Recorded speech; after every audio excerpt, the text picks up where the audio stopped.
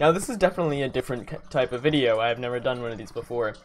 I have done history videos, but this isn't a history video. This is actually a battle from Rome Total War that I wanted to do some commentary on. But since I can't actually record Rome Total War matches due to the game being so old, I'm gonna do it this way. This was a 3-player free-for-all, but the Greek guy kind of sat on a hill and just waited for us two to fight, so he's not really important. The factions were the Greek city-states, me playing as Pontus, and Rome.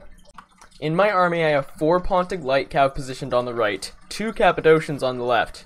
I had 2 pike phalanxes, 3 Thracian mercenaries, 3 archers, 2 peltasts, and a unit of scythe chariots. The Roman player had 4 Praetorian cav, 2 light auxilia cav, 4 urban cohorts, 4 regular archers, 1 light auxilia skirmisher, and 1 triarii. The battle started when I moved all of my soldiers up onto the hill. The Roman player countered. The Roman player, who was pretty fast and faster than me, immediately got to the top of the hills. The Roman player, however, was completely unprepared. Seeing him in an exposed position and his troops barely formed up, I sent my scythe chariots into his troops. And after that, I followed up with the rest of my soldiers. I immediately wanted to take advantage of the Roman situation, and I sent my Thracian mercenaries into the fight. The Roman player tried to get position of the other side of the hill by moving his light auxilia cav up. But this is exactly what I was waiting for. I sent my Cappadocians into the Roman cav. And once again, I then followed up with my infantry and skirmishers. The Roman player, seeing his infantry falling apart, attempted to save the situation by hitting me in the flank with his cavalry. And for a second it worked. It sent almost all 3 of my Thracian infantry fleeing, and my skirmishers broke too. However, this was the moment I waited for. I sent my 4 Pontic light cavalry into the back of his cav.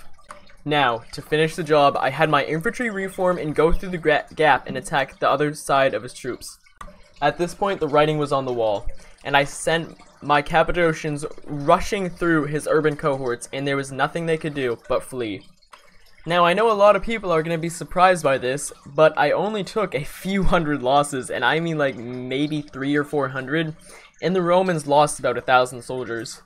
Now, I don't want to end it here, because I want to go over what I think the Roman could have done better.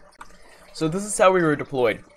But if you look to the Roman side, you can see I deployed them a bit differently from what his deployment was. Now, in my opinion, putting your skirmishers in the front line is a really bad idea.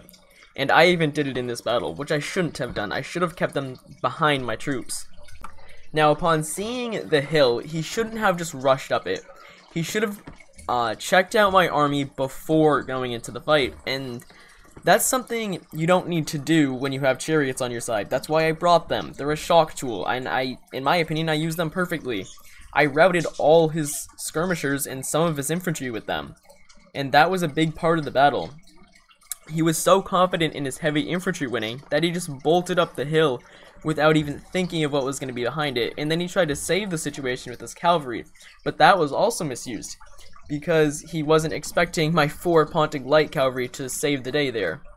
The thing about the Romans is they're gonna have weaker cavalry, and as you can tell, I brought a lot of it. Now, in theory, we did have the same amount of cavalry, but mine was better just due to skill, and you can see it here. So upon checking out my army and realizing that I have scythed chariots, he should have positioned his troops at the foot of the hill.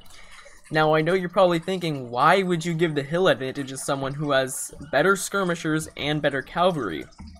And it does sound crazy, but that's exactly why you do it. You have to trick your opponent into getting too comfortable. His infantry would have slaughtered mine. There's no competition there. I had 2 pikemen and 3 Thracian warriors. He had 4 urban cohorts and 1 triarii.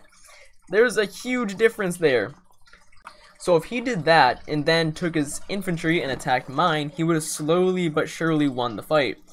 All he had to do was block my cavalry and keep an eye on my scythed chariots, and use flaming arrows to run them amok, either way. Or he could have even brought a unit of pigs. That's optional though. But yeah, I hope you guys enjoyed this video. I know it's really weird using this type of style to record Rome Total War, but I literally cannot record it. It lags so much. It's not even just small amounts of lag, it's way too much to be recordable. I don't know why. I hope I can record Rome Total War Remastered. I plan on that. I already own the game, so yeah, I hope you guys enjoyed this, and I'll see you all next time. Goodbye.